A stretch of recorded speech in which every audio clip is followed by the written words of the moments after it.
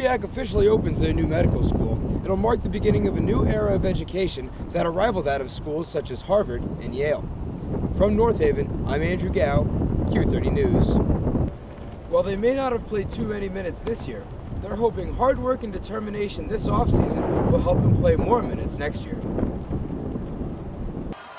With so much personal pride and bragging rights on the line every time they step on the field, this becomes more than just a game for not only the athletes, but the community as well. While thoughts linger about a sixth straight conference title and the possibility of the school's first state title, the Southington High School women's volleyball team is just looking to turn 6-0 into 7-0.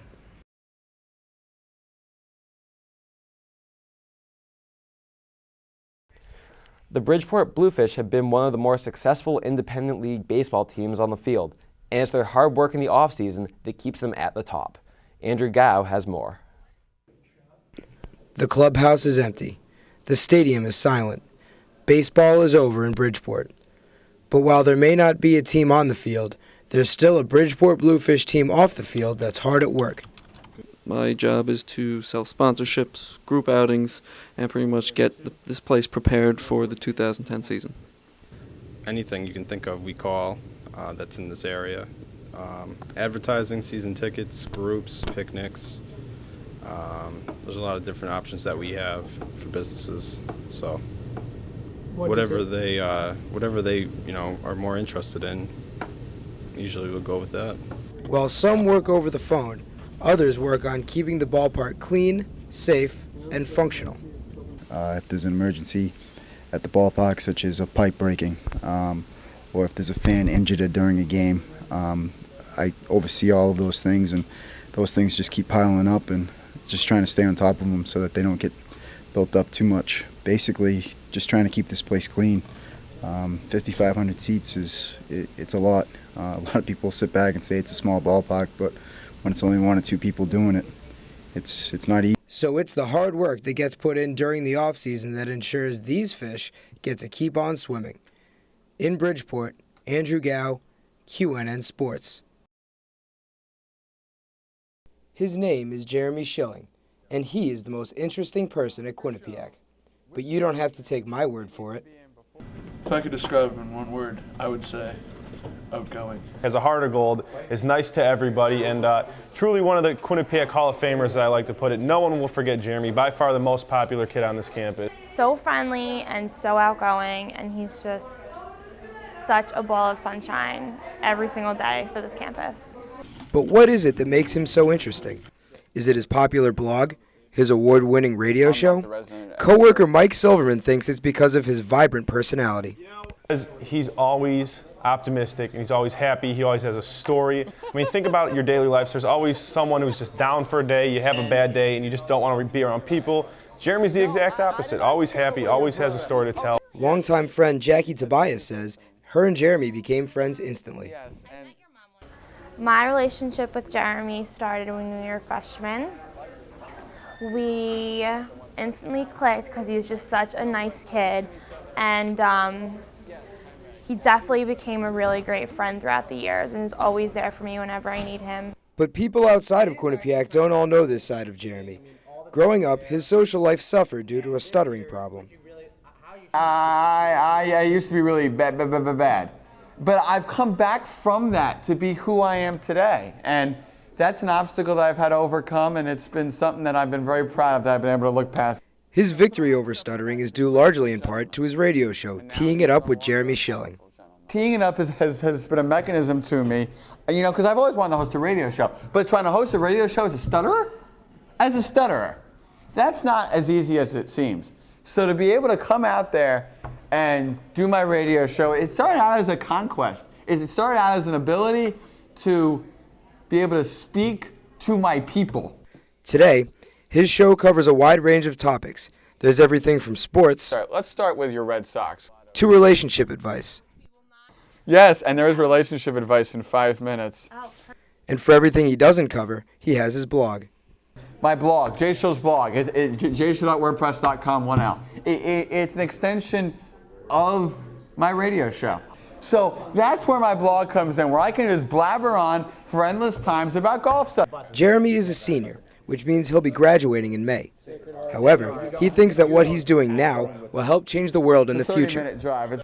I'm only Jeremy Bryan Siegel Schilling, but who I am is somebody that can change the world not only through what I do in the future, but what I'm doing now on this radio program. That is the power of this radio show. I'm the one sitting here today with the power to change the world. That is radio. In Hamden, Andrew Gow, Q30 News.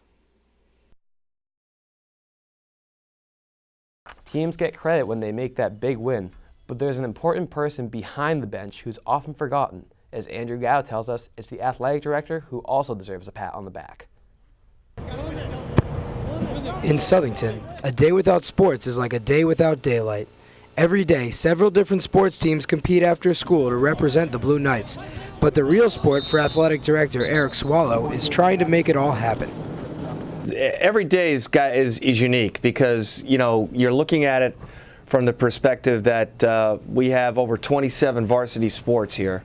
And on any given day, anything can basically occur as far as whether it's related to a coaching situation, whether it's related to student-athlete, a situation with a student-athlete related to scheduling, logistics, parental issues, administrative issues, board of education. Yet he still has time to make all the coaches happy. He's very supportive in many areas. You know, from a managerial standpoint, you know, if you ask him for equipment or if you look, our court has been redone, those things get done. I mean, he's, you know, he'll say yes without even knowing if he has the money or yet. He'll joke, saying, "Well, I might get thrown in jail, but you know, he's gonna find a way. If we need something that's going to help with our program, he definitely finds it."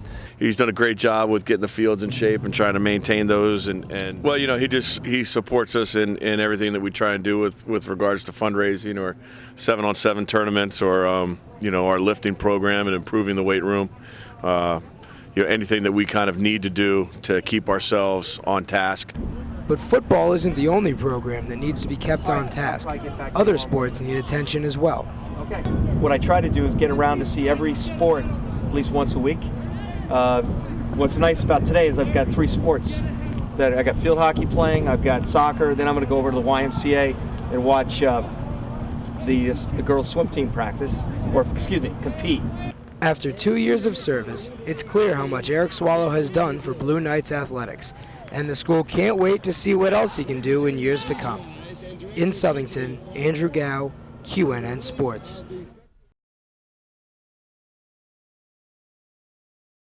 Connecticut's Secretary of the State is expected to release the final vote totals in the governor's race between Democrat Dan Malloy and Republican Tom Foley.